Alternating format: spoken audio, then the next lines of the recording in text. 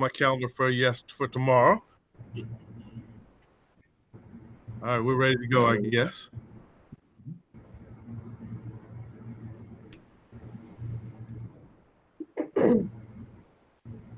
Okay, welcome everyone to our policy meeting this afternoon. Hope everyone is doing well. We'll go ahead and get started. Dr. James.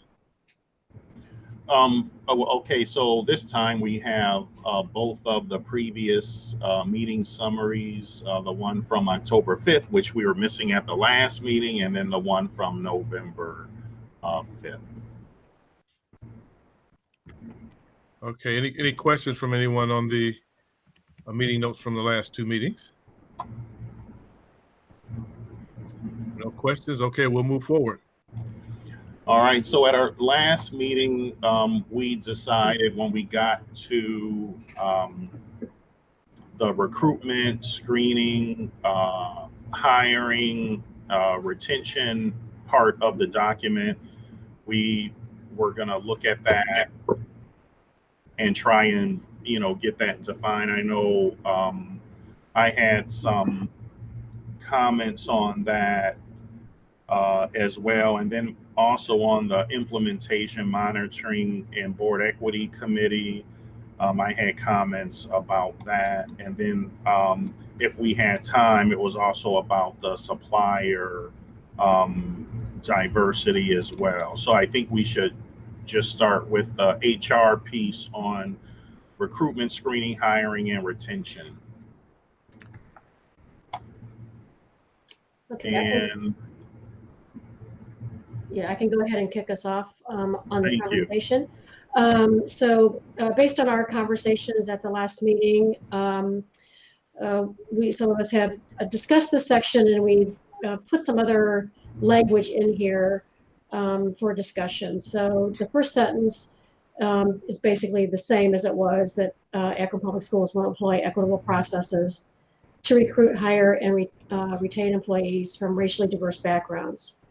The second sentence is the goal is to diversify the teaching force so that it resembles. So there's a couple changes that didn't make it into this document. So what this sentence is supposed to say, the goal is to diversify the teaching staff and workforce so that it resembles the student population instead of, I'm sorry, I'm saying it backwards, reflects the student population. The new sentence that we added is, as part of its work to achieve this goal, the district will review its current recruitment, screening, and interview processes and procedures, and where necessary, will implement updated processes and procedures that are racially equitable across the district. And the reason I just put where necessary in there was just because of some of the restrictions that we have with civil service in the city of Akron, and that we're going to work with them on that separately, but there are some processes that are defined and determined by the city of Akron that we would be tied to. So that's why I put in where necessary. So I think, and there was some discussion about whether this section applied to just teaching staff or to all staff. And I think from the conversations that we had at the last meeting, we wanted it to apply to all staff. Hey, Ms. McVeigh, I just had a quick question for you. Could you just give just one example? You mentioned that there are things that we have to be congruent with the city on. Can you just give one example of what you're talking about there? Yeah, so for example, a group of employees, our support staff, secretarial staff, we hire them through the Civil Service Commission. So Civil Service will runs a test. So candidates apply to take the test, and then they are scored on that test. And then there is a list of top 10 applicants, and then we are required to choose from the top 3, and then that's who we have to interview, and then we select from one of those top 3. Okay. And there are also union contract provisions too that require us with regard to staff bidding on other positions within the district, and we move support staff around that way. And it's the same for our custodial staff and some of the other support staff positions. Roger that. Thank you. Quick question. Didn't the charter changes that were just voted on change the rule of 3 to the rule of 10? Yes, that's, and I did mention that at our last meeting as well, so that instead of looking at the top 3 candidates, we should at least be able to, you could have any number of people that actually take the test and pass the test. You could have 20, 30, 40 people on a list. We work off of a list of 10, but currently we have to look at the top 3. The language with the city, with the election, has changed to the top 10 so that we can take a look at. So we believe that that's going to apply to us as well. So I already have my office checking into that to converse with the city of Akron to make sure that that's going to apply to us as well. Right, thank you. Okay. I think my only comment on it is, going back to the point that Kathy mentioned before, highlighted in bold, the goal is to diversify the teaching force, or is it just, because it's more than just teachers, it should be diversifying the workforce. So, or how do you still want teachers in there, or how do you want that to read? Well, it does say teaching force and staff, so isn't that pretty much everybody then? It appears, yes. Yeah, and so in order to, so it's difficult to, how do I say this? What we don't want is that if we're looking at the student population and we look at our percentages, we don't want to get to a point where we're looking at our percentages to be equal to the student population, and yet the vast majority of those individuals are non-student facing positions. So that's what we don't want to do. So I don't know how to get around. I think the way it's worded now is fine, but I just want to say that teaching force is the primary priority. But keep in mind too, though, that when you're talking about teaching force, and if you're talking about, like, to make sure that we know what we're referring to there, are we talking about, teachers in the classroom, but also school psychologists, school counselors, the therapists, the physical occupational therapists, interpreters, and those are all groups of employees that are face-to-face with students every day. So I think we want to my suggestion would be that we would make sure that we include all staff. So, I mean, maybe that covers everybody then. I mean, maybe a way to get at this is, is you're diversifying your educational staff and support staff, educational and support staff. I like that. Because I'm sensitive to Dr. Akbar's point about the teaching force. I know in healthcare we're having the same conversations. I mean, and I'm going to be really blunt, but folks don't so much care about whether or not the back office is diverse as much as they care about the patient-facing folks, our nurses, our physicians, our PTs, our occupational therapists. Like, is that part, because that's the visible part of that. That's the visible part of the organization, is that part right there. Yeah. Not that the other part doesn't matter. I'm saying that's the visible part, right? You want to make sure that it includes our educational assistants, because they're working on a daily basis with our students also. So, right, if you do educational staff and support staff, like what you said, something like that. Yeah, it's fine. Yeah, and Kathy, I think we want to make sure we include everybody. I know we're talking about the teaching staff and those who are face to face basically with our kids, our students, but we also don't want to forget those in the offices as well, because I think when Dr. Akbar and I were looking at this, and we were looking at the diversity everywhere, especially with our kids, but also with support staff, those who are not support staff, administration, the entire gamut of everyone being diversified and having look at all those areas, not just at those who are working with our students. Well, then what if we say something like diversify the district staff, particularly educators or something like that? Because don't you really honestly want the entire staff to be diverse, but but with a special emphasis on the teaching and support staff, educational support staff? I mean, I agree. And this is what I want to say about, why I feel strongly of making sure I like the way it reads now, but just making sure that we're very intentional about all of our staff.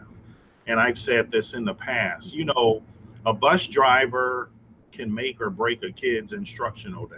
And some people don't agree with that, but that bus ride and how you can relate to our students, and if our bus drivers better reflect the students that they're picking up, a lot of times those relationships can make or break a kid's day. Because if you have a problem on the bus before you even get dropped off at school, that can be a problem. For many of our custodians, to be honest with you, they're highly visible in our schools, around kids, even though they're not doing direct instruction. But, our students will see those folks, or whether it's the secretary, in addition to the teacher. So I just think we need to make sure when we're implementing, our plans, that our policies reflect that the expectation is all of our staff are going to better reflect the student population that we serve. Correct. Right. Well, then how about the goal is to diversify the district staff so that the workforce reflects the student population? Then it's everybody. I do think it's really important for us to showcase and sort of highlight the educators, though. Yes. I think, that has to be and educators, meaning any of that staff who has that direct contact with students in and around that classroom. So that could be the counselors and psychologists and folks like that. And that's the term we always use in the district for that broader category beyond just the teachers. But I think we have to showcase that separately and then say all other staff. Otherwise, I do think it's too easy, especially when we're all not sitting in this room, that we're just going to be reflecting data that lumps everybody together. And I feel like it's critical that our educators are reflecting our population. I think it's important for everybody else too. And the bus drivers, just like the superintendent said, that's critical too. But I don't think we can let them get lost in the whole staff data.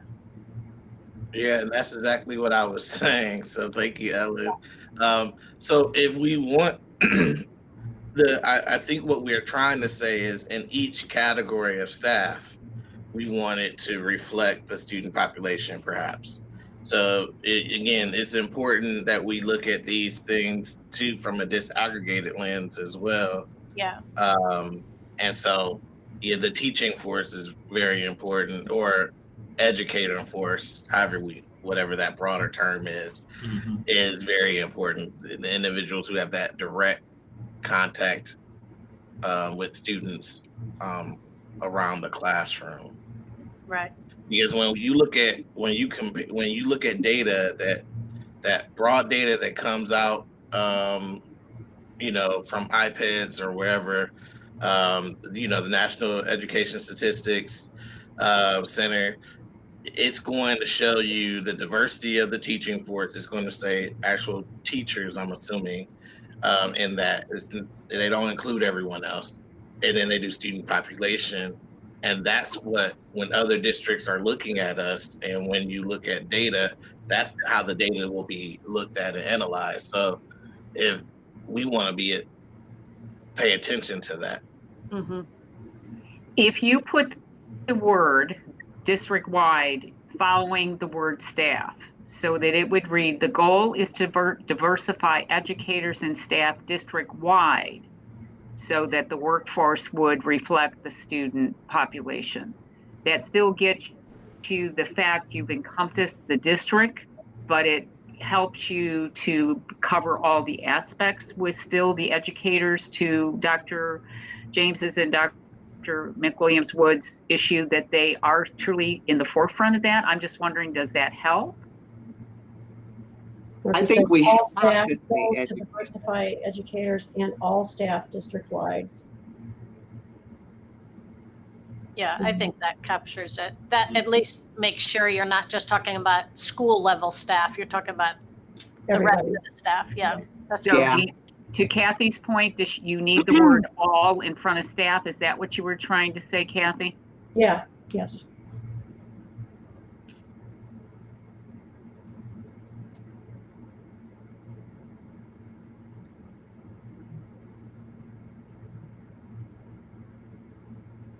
Okay.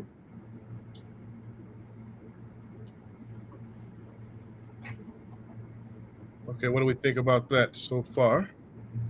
Mhm. I think that looks good. Yeah, I agree. And I think it also helps when we have to develop plans to implement it, that it does call out the educators, as Dr. Akbar stated. So I think we're good there. Okay. Can I ask something, Kathy, where you added the where necessary and you referred to the city charter and the rule of three? Instead of where necessary, can we change it to where possible? Change it to what? I didn't hear what you said. Change it to where possible instead of where necessary?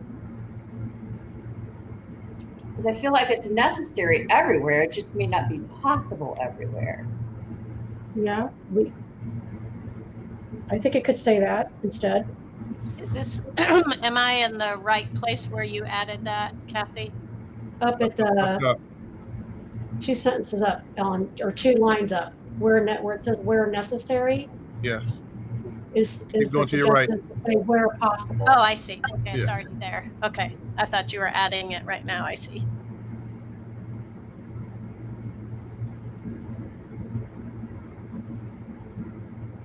Okay. Yeah, that's better actually. Okay. Anything else we need to add, or any more comments, questions for this section? For this part? Okay, Dr. James, go ahead.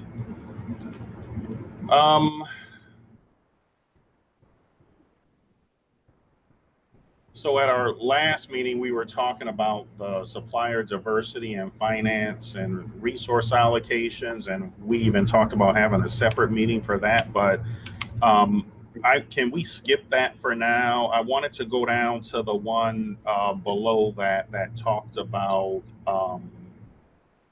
implementation and monitoring.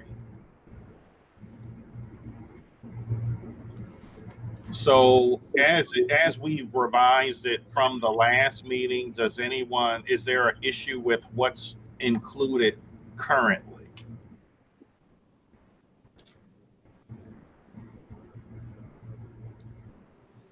Yeah, I would like to change the word reviewer to auditor.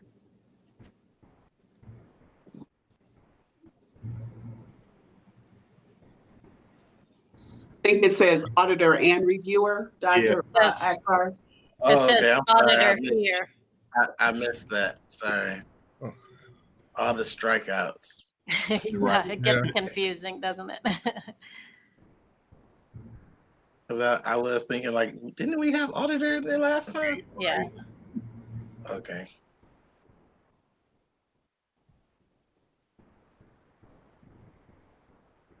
If I could just mention something. I mean, a lot of what's in here sounds like language that would be in a job description.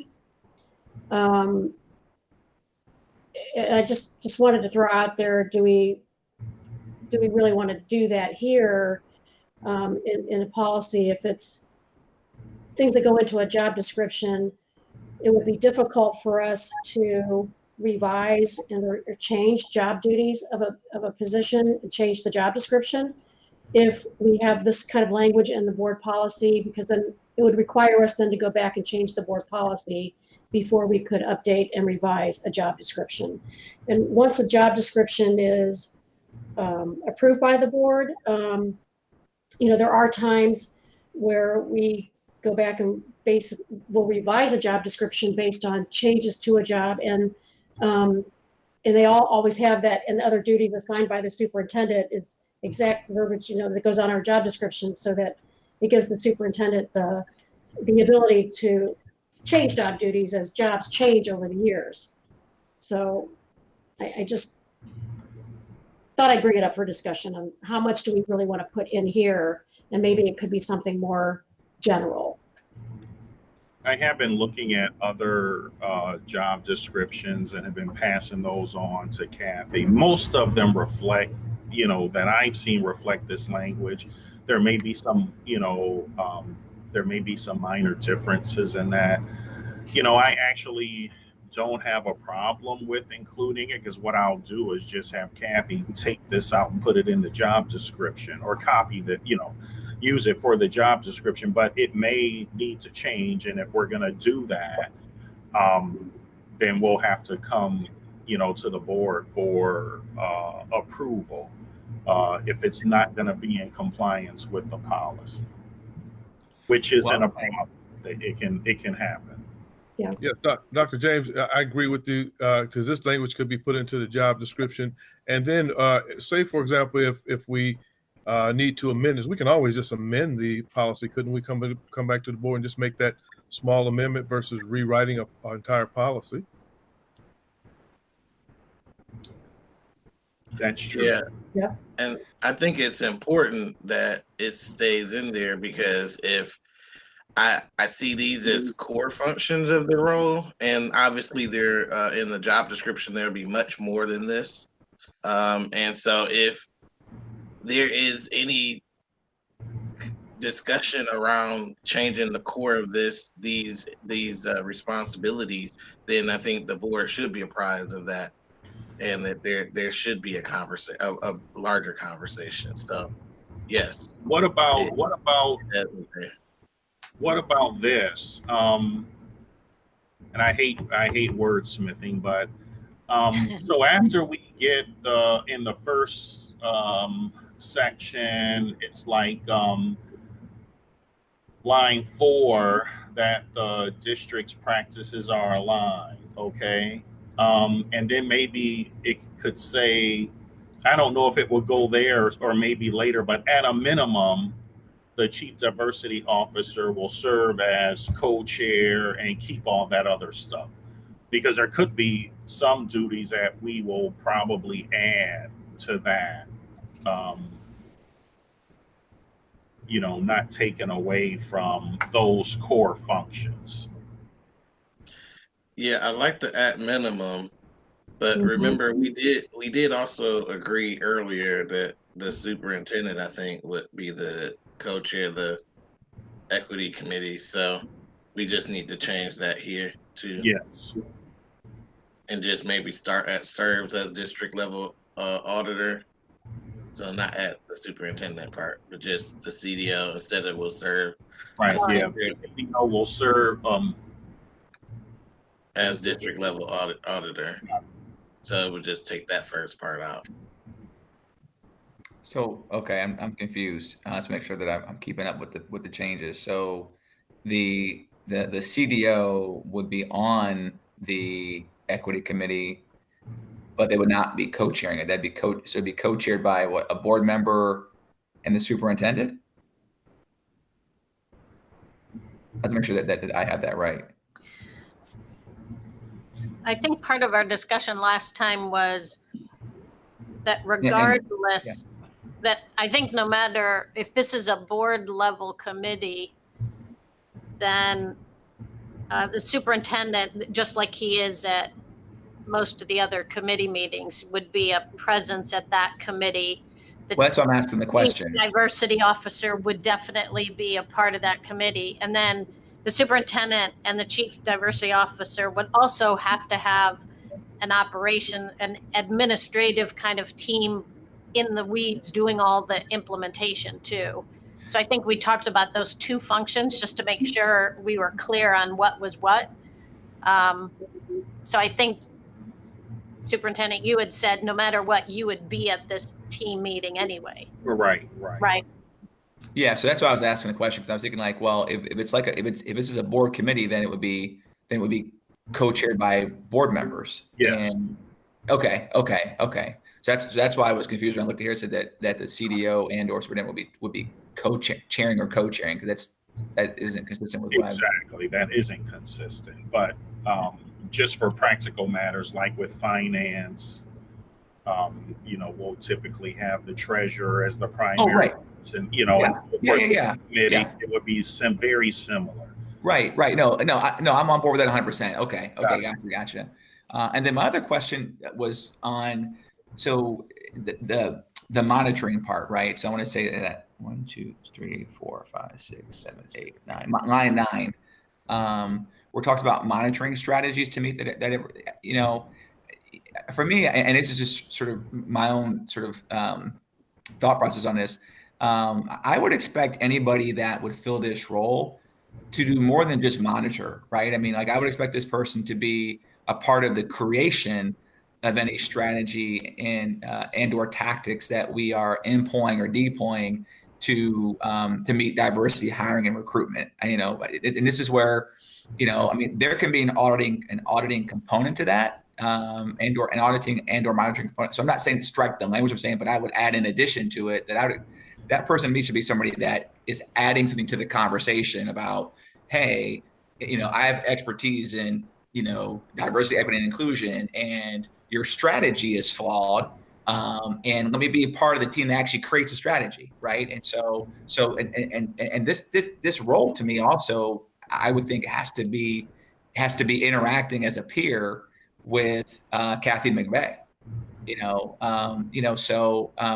to me the HR piece, like, just as Kathy doesn't want and nor should she, you don't want the diversity officer drafting or determining your strategy around diversity, but that person should be partnering with you in the creation of it, right, around diversity. So because everything that we do, I've seen, so Walmart was really bad about this, at times, right, where a lot of this work was siloed, and so for me, I'd love to see us be a bit more, it really sure that whoever's in this role is sort of dialed in and sort of partnered from an org chart standpoint, and would have joint creative accountability and around, because you think about what a strategy is, right? It's the creation of a unique and valuable position, which is what we're trying to do here. You would want this person to be at the table and be a part of that value. And candidly, if you hired me for a role, I would say, well, I want to be at the table and creating the strategy. I don't want to just be sitting back monitoring it. Let me be at the table and be part of the discussion, because it's less, you're less likely to step on toes when you're in the room, when you're creating it, as opposed to, Kathy, you create it, and I come back as a CDO and I'm perceived to be criticizing your work product, right? That's just culturally, that's not the way I want this person to be integrated into what we do. Which really, I think Ms. Chapman is masterful at that. Ms. Chapman, what do you always say that you said it in our last meeting? Co-creating. I actually use the word co-creating strategies that ensure equitable practices across district divisions and departments. Yeah, it actually reflects more of a design thinking point of view, where you're right, there's those, kind of starts out in defining the problem, then having those empathy interviews where you're actually leading to that co-creating a prototype to get implemented. And our internal conversation has been exactly what you were saying, Dr. Hall. How do we organize it and structure it so it isn't this, situation where it isn't, how it, sometimes you need to have the bully pulpit to make sure people do things, but you want to make sure they're invested in the creating of it and the overall success. So those are some of the things that we're looking at in terms of how it gets implemented. so that everyone has buy-in and everyone is actively engaged, and it's not just their responsibility, it's everyone's responsibility. And from a leadership point of view, how do we empower that person and all of our department heads and all of our employees, because it shouldn't really be top down. It should also kind of there's some work that has to be done at top, but a lot has to be done at the bottom, and they got to meet somewhere in between those two. And I think the next section emphasizes that too, because the next level of the actual action steps, then beyond the bigger strategies, now what are the action steps? I think I like the wording of that, facilitating with the department heads the development of specific action steps. Right. Well, so that point, let me just add one more point. So I'm on board with that, but what I don't want to have happen is and this is a hypothetical. I'm not saying it would be this way, but I wouldn't want somebody saying, well, like, I own this. Like, you can be in a room. I'm happy to hear what you have to say, but I'm the one who owns this, and I'm the one who's ultimately going to make the decision. So to me, I just want to make sure that we're emphasizing the shared decision-making part of this as well, because co-creating is one thing, shared decision-making is something distinctly different, Yeah. Yeah, and wouldn't that be part of the job description as well? Having that in the job description stated that they're going to be doing these things and working in collaboration with other individuals in the district or department heads or whoever it may be to make sure these things are monitored and make sure they're implemented and we're moving forward with them. Yeah. Yes, that's a good point, Mr. Alexander. That's where that really gets spelled out in detail. Mm-hmm. Yeah. That and the goals that the superintendent lays out for the person. So I don't want this to get too descriptive, but I do want to provide the framework. Got it. And so if just going back just really quickly, instead of saying co-creating, can we say co-constructing and monitoring? And then I think we're good as far as creating the basic parameters. Okay. I do think though that we would be remiss if we didn't, make sure that this person has shared decision-making authority with regard to this stuff too. Yeah, there is somewhere where it says something about authority, but I'm okay with that being added. I think the word authority is important, but I feel like we put or you can that say, or you can just say shared decision making. I mean, again, right now we're all the people that are on board with this, right? And years to come, our successors are the ones working with this, right? And so my comments are from the standpoint of people who, a full new slate of people that are basically who are following this. What did we intend with this document, right? And so I just don't want to see this in years to come where this person's role gets more and more kind of marginalized and kind of pushed into more of this side. Like, you're the equity and diversity person, that I've seen that happen in organizations, and so which is why I'm kind of focusing on, like, let's get as much as we can. It's a balancing act, right? So I'm with you, Dr. Akbar. Like, we don't want to be overly descriptive here, but at the same time, I don't want to. I want to strike a balance, because again, in 10 years, when none of us are in these roles, we want the folks who are our successors to be able to point back to this time and say, this is what they intended,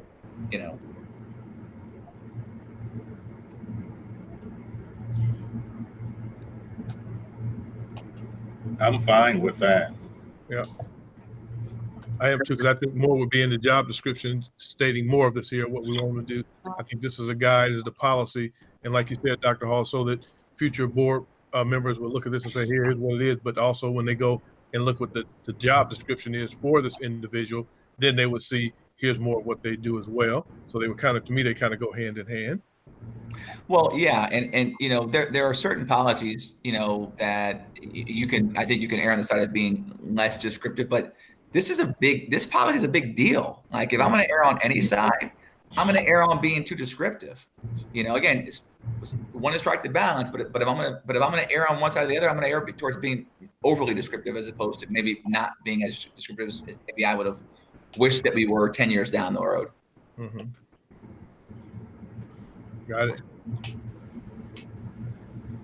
Okay, anything else with that? What about the next paragraph? Is that okay?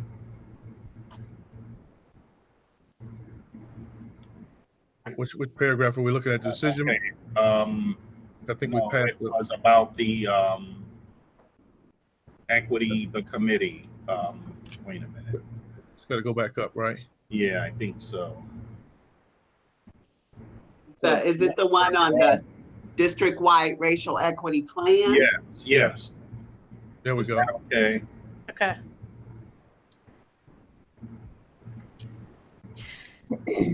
Can we talk for a minute on, because in our equity policy, that speaks to the equity plan that gets developed and reported out to the district or to the board and to the district, really. And is this a separate racial equity plan that goes with this policy? So there'll be two, there'll be the general equity plan and this, or are we looking at one equity plan, but that has components specific to racial equity? Yeah, that's what I thought we were. So we were looking at that. We having this one specifically to racial equity versus the Okay, other so it'd be equity two. all around. Okay. Is that right, Dr. Akbar? yes, but this isn't. Yes, the equity. I'm sorry, I'm looking at the wrong thing. So the racial equity plan. Now, the racial equity plan can be a part of the greater equity plan, which makes sense. But basically, what we're saying is there has to be intentional focus on racial equity. Correct. Do we want to say as a component of the district equity plan, or just leave it this way, and then Ms. Chapman or the future CDO can figure out how to combine them? I think it's okay either way. Yeah, I think the superintendent can decide how they want to Well, do it. I mean, I think to Dr. Hall's point, the more, if there are concerns about how that, because the way it reads now, I would say it's going to be a separate plan. And I think if we want this as part of the overall equity plan, we should call that out here and be very clear about that instead of leaving it up to, another superintendent, 6 months down the road. Let's just make sure we put a nail in that coffin and this is how it's going to go. I agree. Okay. I said as a distinct component of the district equity plan.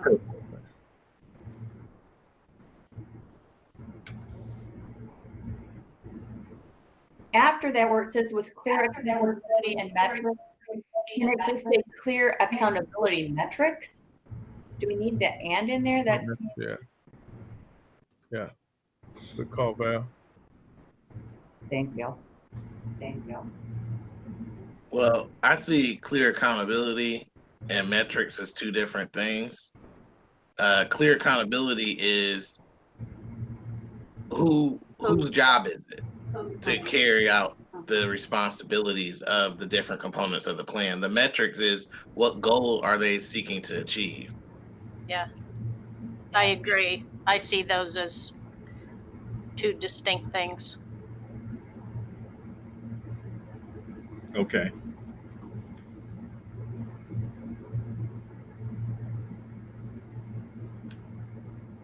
Okay. Anything else do we need to add to this paragraph, or we're good there?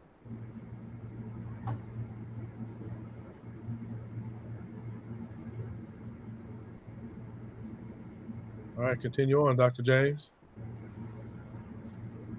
All right, and then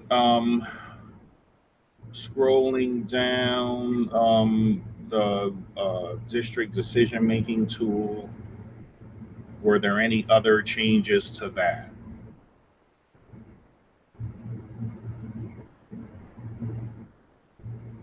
And they're actually from the OSBA conference. I think Bruce was in one of the sessions that I was in about, diversity, equity, and inclusion, and looking at some of those resources. I did forward to Carla. There was one tool out there that we can look at, but I'm sure there are others as well, and some other resources. Yeah, I was in that session. Mm-hmm. Yeah. I was going to say, I mean, there's more than one equity decision-making tool out there, right? It can be, I would say we will utilize equity decision-making tools, plural.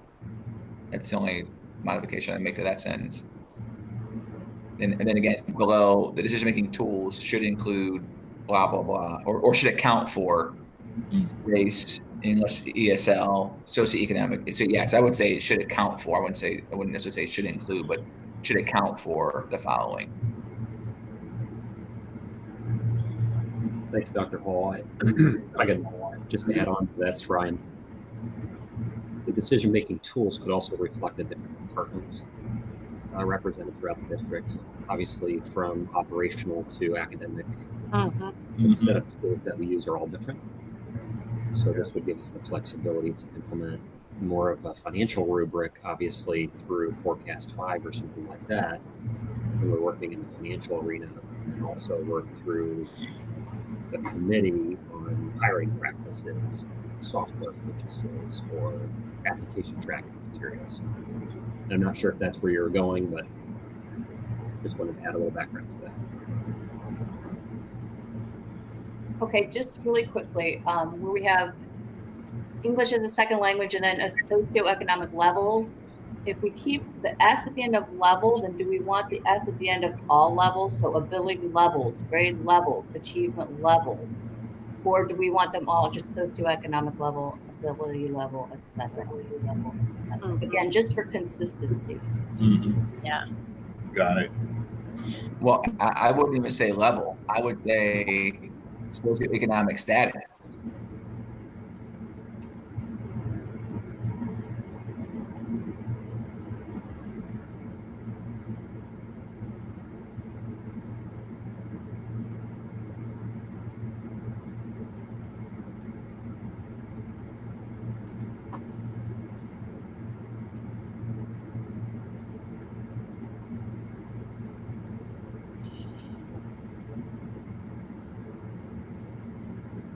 And should we have on after deliberated, and many other factors that should be deliberated on before making a decision?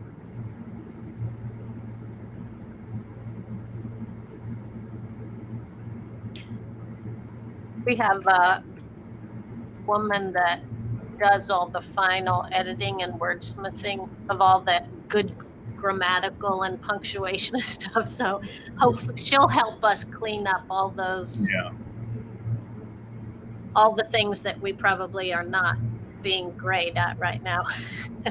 She'll help. All right, I'll stop. No, that's okay. That's okay, because I'll be able to share them with her. Right. So it's okay to bring it up, but it's always, she's amazing. She's a former English teacher of ours that helps us with these things. All right, because we have a Anything that we're publishing somewhere else that should be an among. So I'm just saying. Which one? What did you just say? I said there's the word between up before, and it should be among, but I'll just stop now.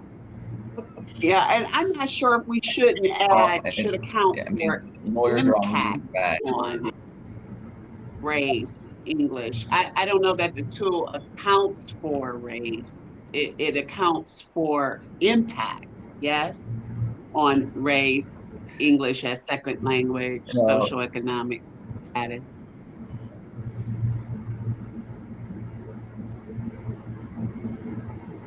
Or the impact on race. Yeah. Yeah, impact on. Yeah. That's good. Well, I guess what I meant by when I said that was, to your point, I mean, like when you're,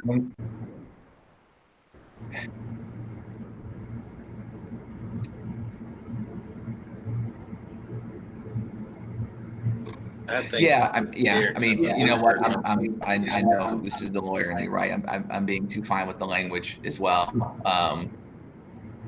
Yeah.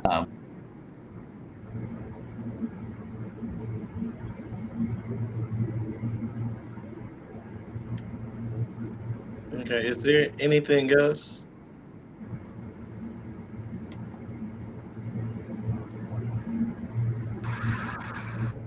I think that covers that. And then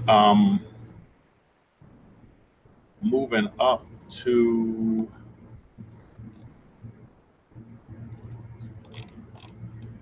going back to supplier diversity.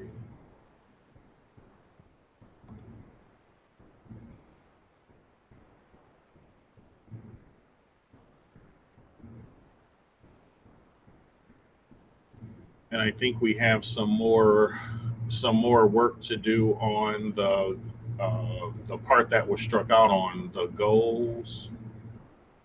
I believe. I don't know if Deborah Folk has anything to add to that. The discussion was, Mr. James, that we certainly always consistently update our vendor list. And we discussed at the last meeting that we are capable of certainly activating a section in our Munis program that can check off and ask our vendors for if they have minority business enterprise status. One of the issues was, as a reminder, if we just do the state of Ohio, that may limit us to the number of people that are available for us to meet that 15%. And many of our corporations and vendors that we deal with are national. And some of their seals and MBEs, et cetera, come from other states that equal to Ohio, but I don't know that you just want them to meet Ohio, because their corporate offices may be in Texas or Nebraska and things like that, but that doesn't mean they don't meet those statuses. Now, Mr. Leonard and I already have a variety of ways to add that encouragement. We've always encouraged minority businesses to be part of our bidding process, because many of our federally funded programs, such as child nutrition, require that. So that is actually already in the bids. And we tried that previously with our construction projects, as Dr. James alluded to. And unfortunately, we had it struck down at that point. We couldn't mandate it because it was against a revised code. So I want to make sure that we write it in such a way that it was attainable, that we're out there making sure that we can. Supplier diversity is important to us, but we don't want to also limit us to not meet what your goal is here. So that was some of the comments that I was making on the side to just give you an idea. Since this is not a, go ahead, Dr. Akbar, I'm sorry. I'm sorry. Basically, so instead of striking this whole thing, what we're saying is, to do this, the district will set a goal or plan, which I think we have planned, but it looks like someone want to go. But it could either way. A goal to achieve 15% of all vendors within the district. Instead of saying we'll meet the state of Ohio minority business enterprise, we can just say all vendors will be a minority business enterprise. And then if you want to put with credentials from a state or the federal government or something like that,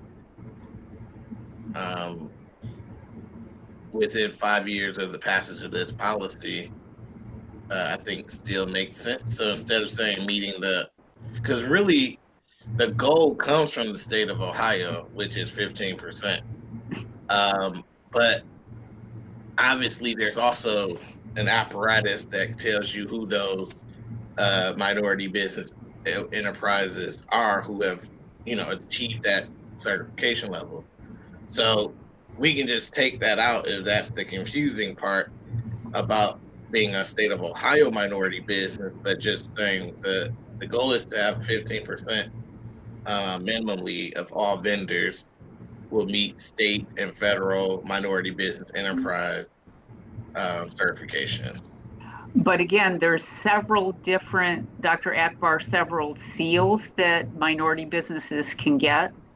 It isn't just an MBE, there's an SAE, there's other ones. I would be considered a minority women's business. That doesn't necessarily mean I'm a minority business.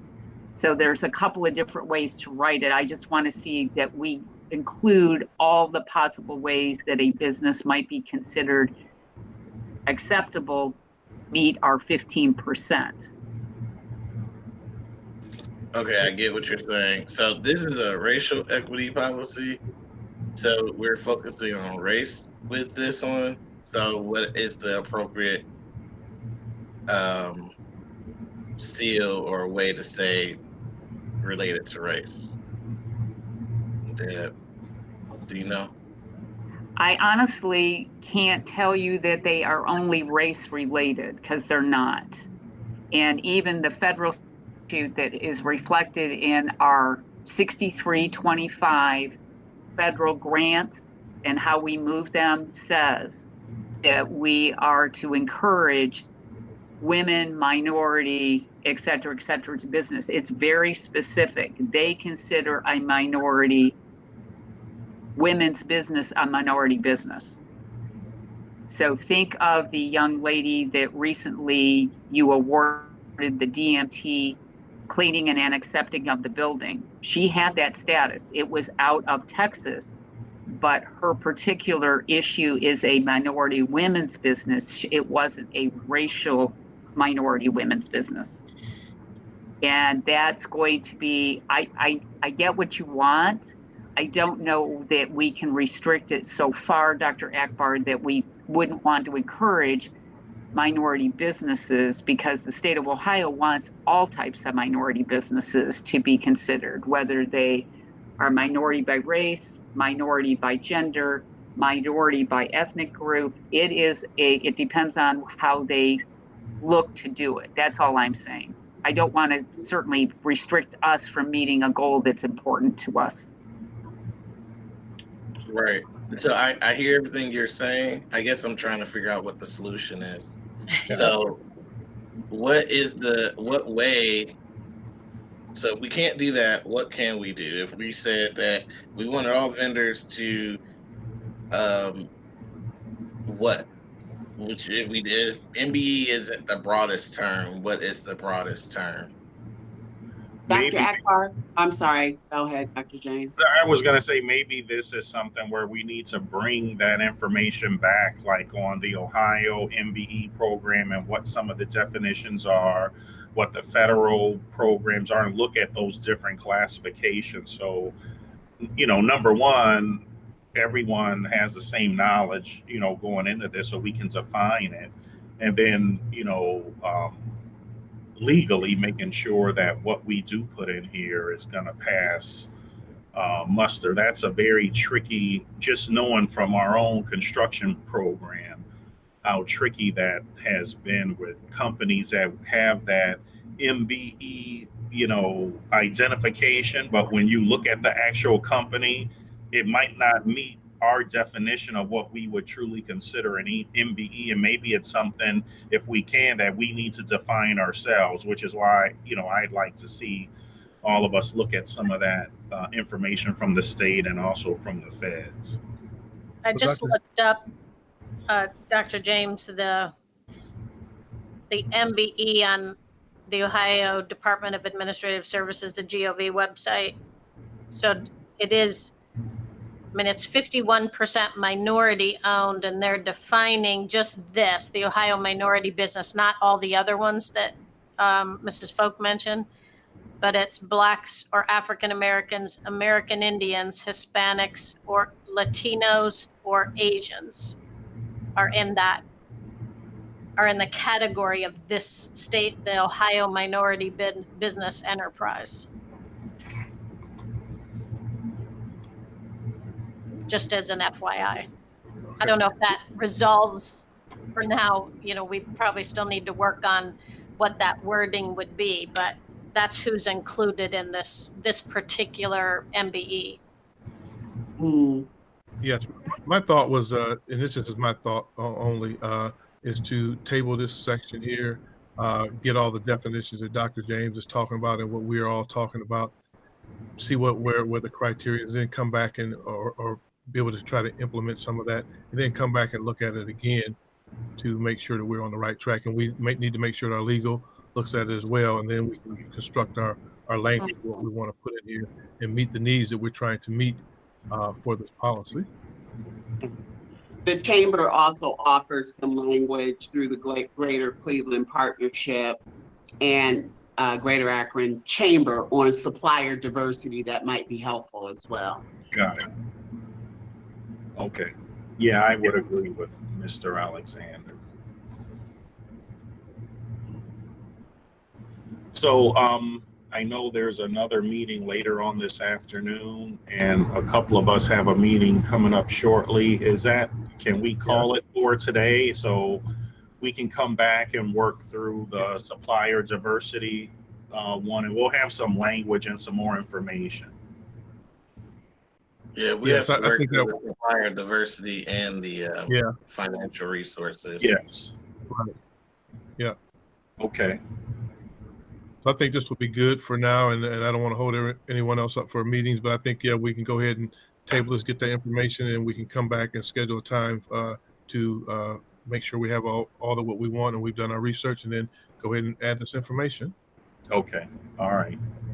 Okay. Thank you. Another meeting on the calendar. After we get some of this information, we'll get that quickly turned around. Great. Thank you. All right. Okay. Thanks, everybody. Thank you. Bye-bye. Thanks for here.